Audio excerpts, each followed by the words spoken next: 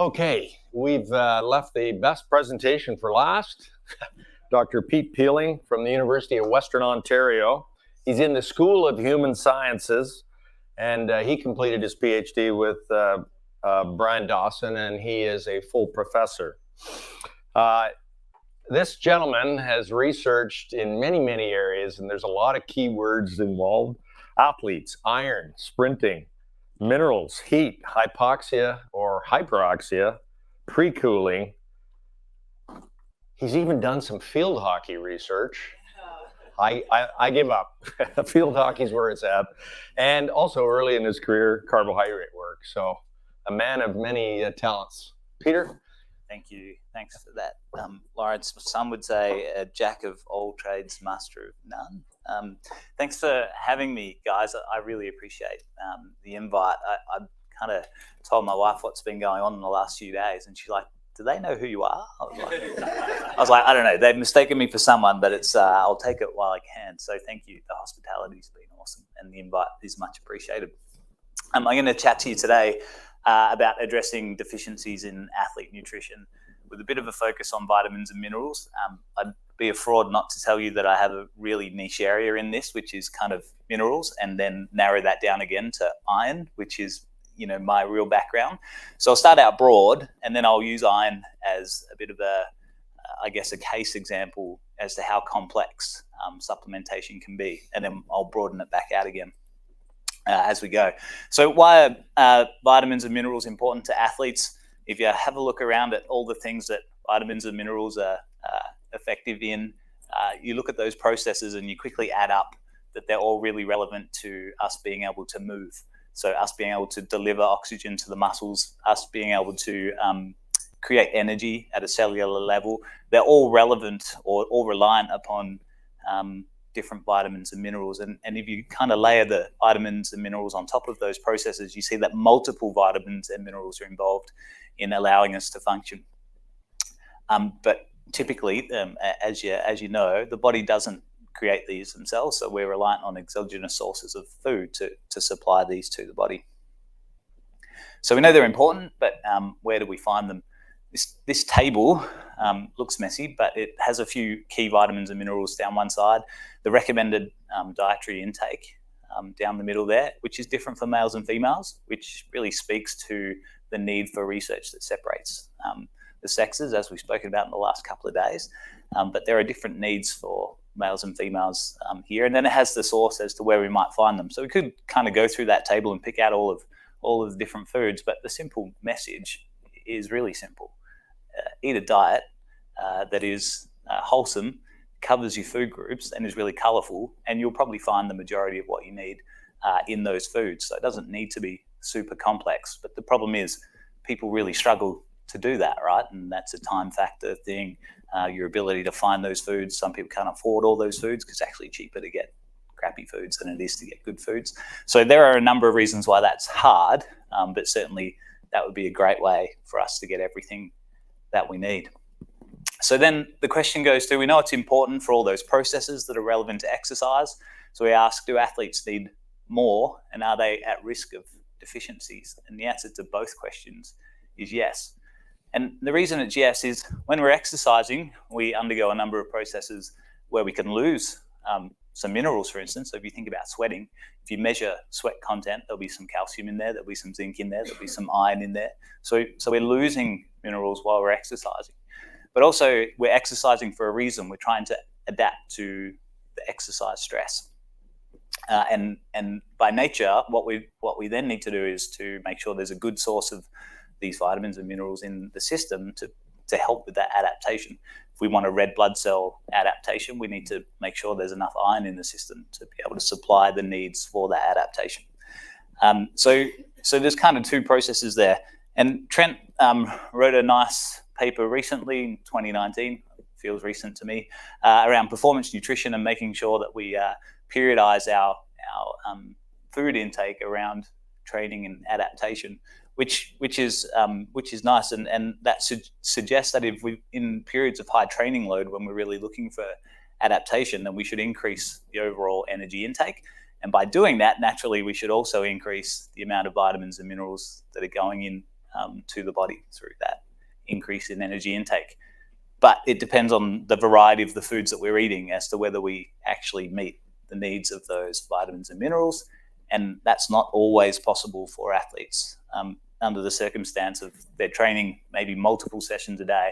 So the amount of time that they have to replace those energy demands is minimal, and therefore they probably don't refuel very well. So they're probably candidates of being deficient in any given minerals or vitamins.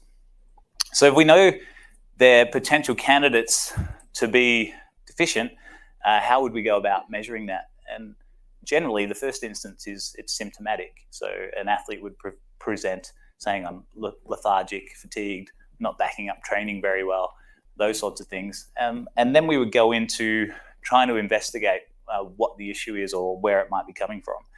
And Annette Larsen-Meyer and I think Kathleen Wolfe and Louise Burke were involved in some of the work that led into the IOC supplements paper. And this was a really nice, the ABCDE of testing athletes for nutrient deficiencies. You can really feel there's a Louise Burkeism in there of trying to drill it down to something that people would take away.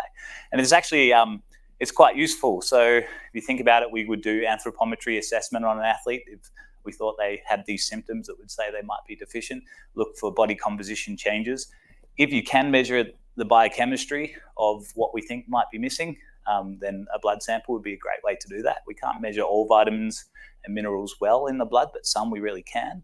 You might go to a physician and get a clinical assessment to look for physical changes. A dietary assessment may indicate that there are some things missing in the diet that we could look to replenish. And then an environmental scan might look at the training program and are we periodizing our nutrition around our training needs. So that's a really neat way to, I guess, try and see if there's an underlying deficiency in an athlete population. So if we know there's a deficiency, I guess we then ask, could we just fix that with supplements? And this came from Annette's paper as well. So a nice paper to take a few things away from, but nice little quote there, supplement intake cannot reverse poor food choices or an inadequate diet. So that brings us back to the initial message of trying to make sure you've got a broad variety of foods and colors in your diet to do that. But there is a case for using supplements if that's not necessarily possible. And this is from the AIS supplement framework. So it says that if you're going to use multivitamins or vitamins and minerals as supplements, make sure you select options that contain a broad range of those vitamins and minerals that mimic the population RDAs. So that's a good suggestion when you're trying to augment a healthy diet.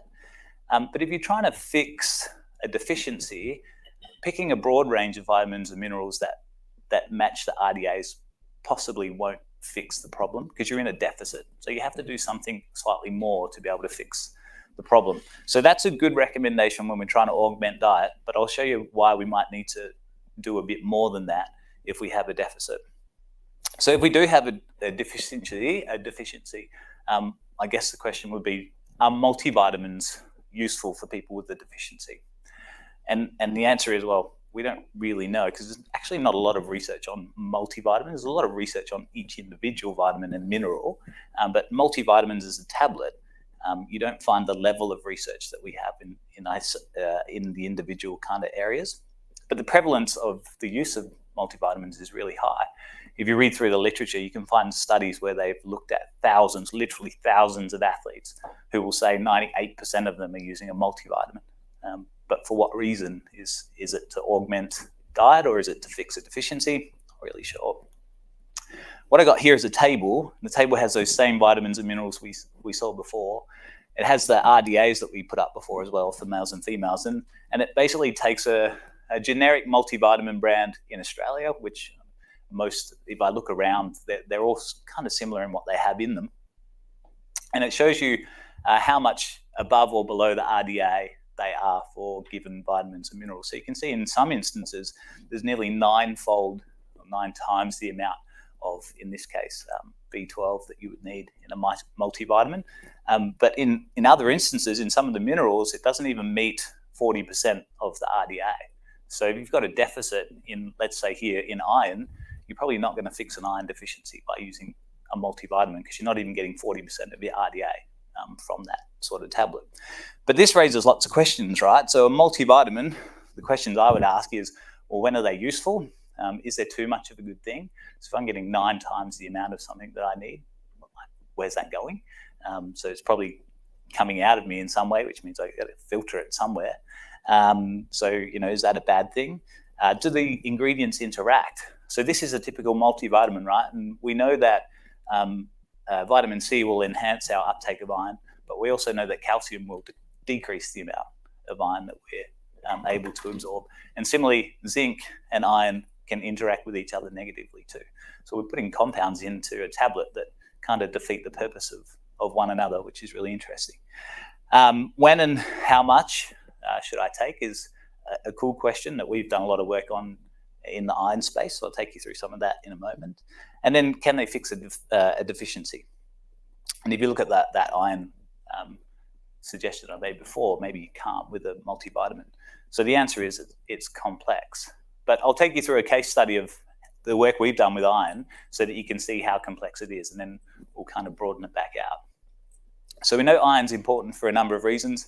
Helps in red blood cell production, delivers oxygen to the muscle, helps us to produce energy at a mitochondrial level, helps with immune function. So I put the COVID kind of symbol up there that we've all lived with for a little while now. And it helps in cognition as well. So those processes combined are quite relevant to athletes and movement. But despite it being important, we know it's the world's most common nutrient disorder. And in athlete populations, we see in the range of 10% of male athletes will present as iron deficient, and anywhere around 35% of female athletes. But we've certainly seen cohort studies of much higher, tested an entire soccer team and the whole team were iron deficient. So we say there's some high-risk groups. If you're a female athlete, the reason females are at a high risk is through menstruation. So any form of blood loss incurs iron loss, obviously. Weight-sensitive sports or weight-restricted sports. So these athletes are generally at an energy deficit, so they're not putting enough iron back in. Endurance athletes, and that's really around not only the amount of work they're doing, but certainly the time that they have between training sessions to replenish and put iron in. And then dietary restricted type athletes. So if you're a vegetarian, we know you don't absorb as much iron as a meat-eating athlete, for instance. And so a couple of those are relevant to energy deficit. So there's a real link between the REDS concept and iron deficiency, which is becoming more and more prevalent and looked at by Louisa's group and Alana McKay, who I've seen her name pop up quite a few times in presentations over the couple of days. So it's not always the endurance athlete, which we have in our head, like they're generally the iron deficient people, but certainly team sport cohorts. Like I said, I've actually seen entire teams of soccer players that are iron deficient. So why are athletes at risk? We know there's a number of mechanisms, not just that we're not putting in the food, but while we exercise, we have senescence of red blood cells, so we can lose iron in those red blood cells. We have micro traumas at the gut, which causes bleeding, and we sweat, so we lose iron in our sweat. But we also know that the liver produces a hormone known as hepcidin, and hepcidin acts to regulate at the gut level the amount of iron that we absorb. So if we have high levels of hepcidin, we absorb less iron from our diet. If we have low levels of hepcidin, we can absorb more. And the work of kind of our group has kind of tried to explore this hepcidin link with iron deficiency in athletes for the last decade or more now, I guess, because I'm getting old, and clearly I'm taking creatine because I'm getting bold as well. So this was a study, I think it was yesterday, Lawrence, you said your students ask if they should only look at papers from 2016 onwards. So I guess this is a classic from 2009. So this is my first PhD study actually.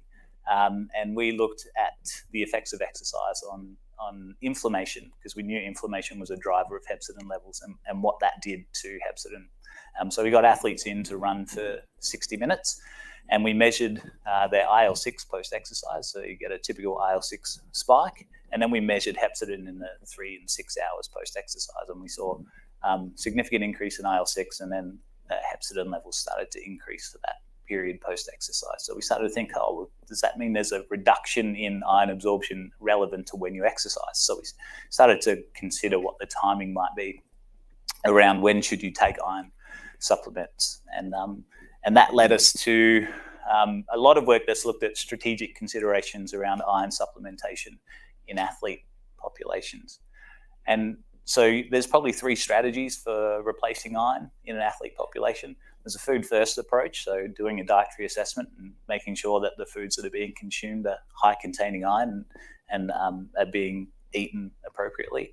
There's an oral iron approach, so we'd all know that there's oral iron supplements that we can use to try and replenish iron if we're in need of supplementation. And if both of those fail, there's kind of the last resort, which is the parenteral approach. So there's a lot of there's options to do IV iron injections or putting a line in for an infusion to bypass the gut, which is where all the issue is, and put the iron directly into the system.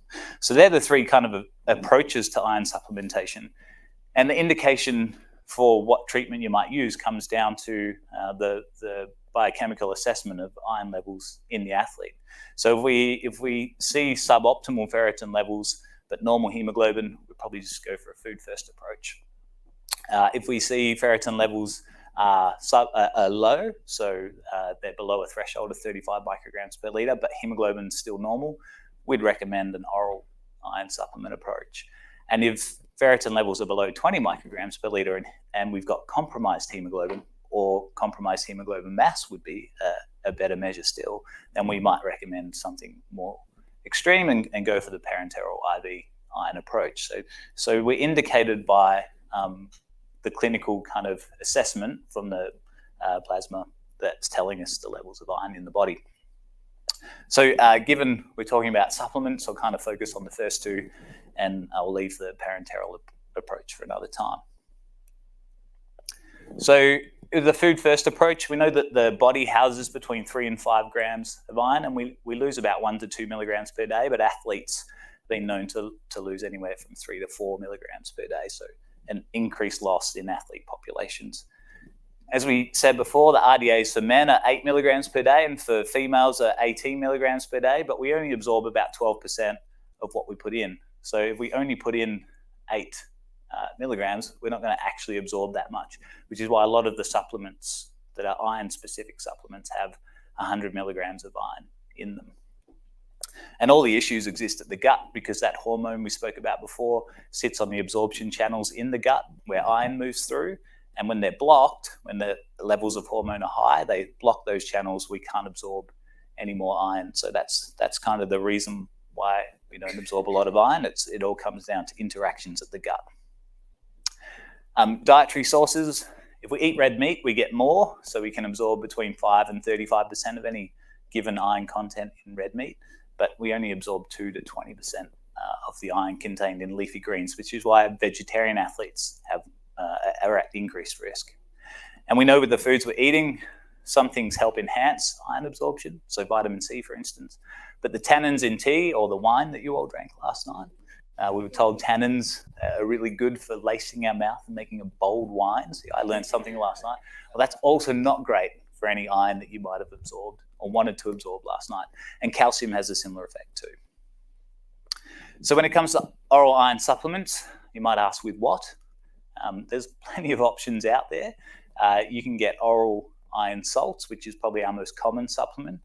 Ferrous sulfate is probably, in the literature, you would say has the highest efficacy of effect because there's so much literature that's used ferrous sulfate to treat iron deficiency.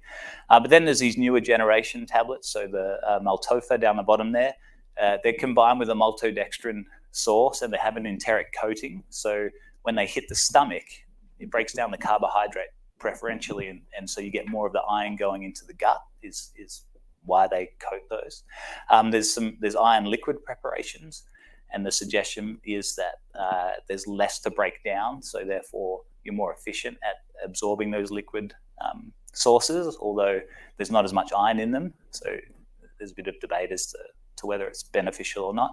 And then there's these new iron patches where they say you can bypass the gut because you just put a patch on and it'll seep through your skin and you'll absorb that iron. But we did a couple of studies and they don't really work, so a bit gimmicky. So how much should you use? Well, you read the label. You try to aim for 100 up to 200 milligrams of elemental iron per day. But reading the label is important because lots of the labels say we have 325 milligrams of iron in this tablet, but actually only 100 milligrams of it is useful. So you need to read the label. And studies would say anywhere in the range of 40 to 200 milligrams of iron is useful. And it depends on your tolerance for the iron. But there's some research by Diego Moretti and his colleagues in Switzerland, and they showed that if you have a lower dose of iron, you actually absorb more of it relatively than a higher dose. You still get more from a higher dose, but the relative effect is better on a smaller dose because of the hepcidin elevations from taking more. So if you don't tolerate iron well, you could try dropping the dose for an individual to see if they responded better to that. How long? So research shows really good effect over 8 weeks from an oral supplementation where you might increase between 40 and 80% of your ferritin levels. And when? And that's kind of what we've been looking at is, okay, so what's the best timing for us to do that? So this was a study by a student of ours, Rachel McCormick. She had athletes come in and she fed them an isotopic tracer either in the morning, or she fed them the tracer in the morning and in the afternoon, and they either exercised in the morning or they exercised in the afternoon. So it came in on a couple of occasions. And what Rach saw was that they came in the morning and they exercised, they absorbed more of the iron if they ate that within 30 minutes of finishing the exercise than if they didn't do the exercise. But we didn't see the same thing in the afternoon. And we think that might be related to the diurnal increase in hepcidin levels. So we know hepcidin levels are naturally higher in the afternoon than what they are in the morning. So we think there's this kind of opportunistic window for increased iron absorption if you can consume that iron as close to exercise as possible and in the morning. So we kind of followed that up. Lawrence, what you said yesterday is don't be wedded to your ideas.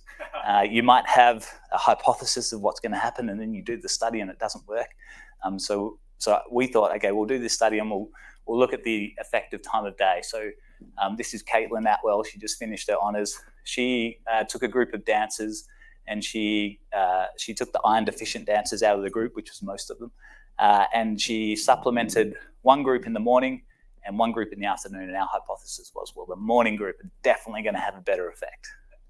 So we're like, Caitlin, this is a great honours. It's going to solve all these problems and you'll look great.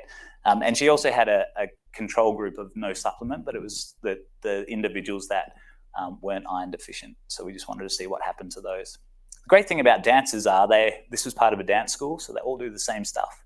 They all eat together. It's like they're pretty much this cohort that we followed for 8 weeks, and Caitlin would just text message everyone daily and bug them and be like, take your supplement, take your supplement. So we had a morning group, an afternoon group, and a control group, and this is what she saw. So the control group is the grey. So they were their iron levels were fine. The white and the red, that's the two iron deficient groups. The white being the morning group and the red being the afternoon.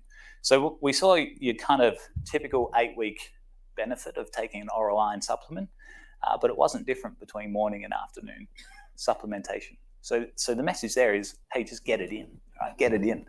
Despite all this cool work with traces, and we know there's this little window to optimize. Actually, if you can't get it in the morning or you forget, don't worry about it. Just kind of get it in, right? But the cool thing here was the control group. Although their levels didn't drop, their ferritin levels didn't drop to say that, hey, you guys are now iron deficient. It actually did drop with the training load that they were doing.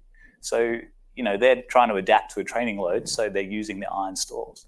But certainly, our two groups went up and one group went down, and that was the guys that didn't take the iron. So that was interesting. So that was the change there. AM and PM went up by about the same amount, and then the control dropped by a little bit more.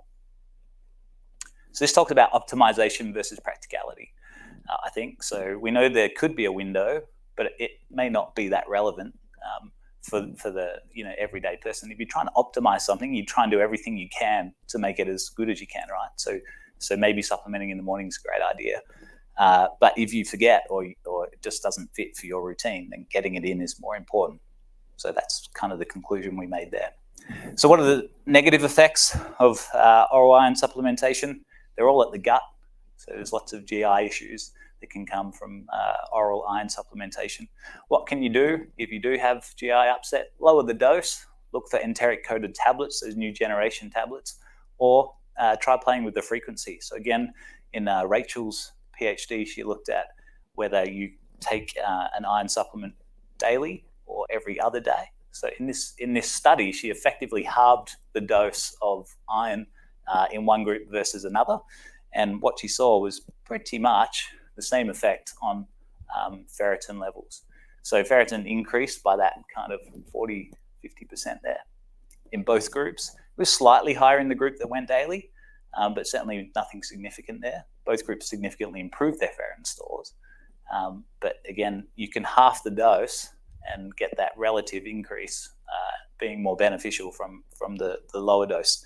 And the best thing about this study was that the incidence of GI upset was much lower in the alternate group versus the everyday group.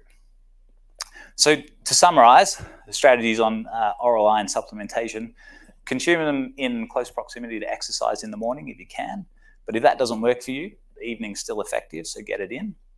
Reduce the impact of inhibitors, so try and remove calcium and tannins at the time that you're consuming iron.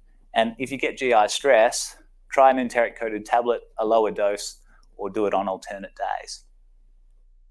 So given that, you kind of need a bit of a roadmap to figure this stuff out. And if you think back to our initial question, are multivitamins useful? All those questions become relevant again, right? If you've got this tablet that combines all these things with competing nutrients in them, how effective is it? And if we know all these things are kind of impacting iron absorption, how does that relate to all the other vitamins and minerals in this tablet? So we did create a bit of a roadmap. This is what we created. So Rachel, Maxim, myself, Brian Dawson created this roadmap around how you might decide on what to supplement with and when from an iron perspective. So this was, I think, out in SportsMed a couple of years ago now. But if you think about that's the roadmap that was created for iron, again, apply that to a multivitamin and take each of those individual components and then try and recreate that. It's quite a complex map of what you might need to do. So can they enhance performance? Last little bit. There's no evidence to suggest that a vitamin or a mineral supplement can enhance performance unless there's an underlying deficiency. So let's kind of go back to the first point, is make sure you do a thorough assessment on an athlete to see what that deficiency might be.